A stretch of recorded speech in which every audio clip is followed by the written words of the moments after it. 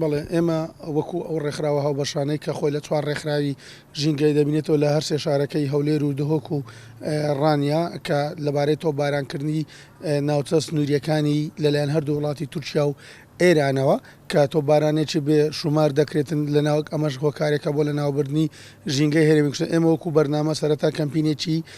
ڕاگەیاندنی تۆڕە کۆمەڵایەتەکانمان ڕاگەاندووە نابێت تۆ بارانکردنی سنوورە ناوچە سنووریەکان و پاشان وا بڕیارە ئەم ڕێکخراوە چەندین ڕێکخراوی تر دانیشتنێکی تایبەت بکەین بۆ ئەوەی سەردانی هەردوو قونسوڵخانەی وڵاتی تورکیا و ئێران بکەین و سەردانی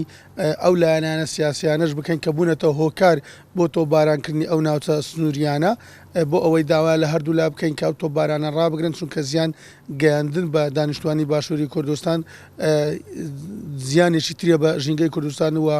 زیان گەیاندنە بە ئەو ڕێژە سەوزایی کە لە ساڵانی ڕابردوودا بەرهەمات. ئێمە سەرەتا وەکو کەمپینی تۆڕی کۆمەڵایەتیە پاشان سەردانی هەردوو کۆنسوڵخانەکان و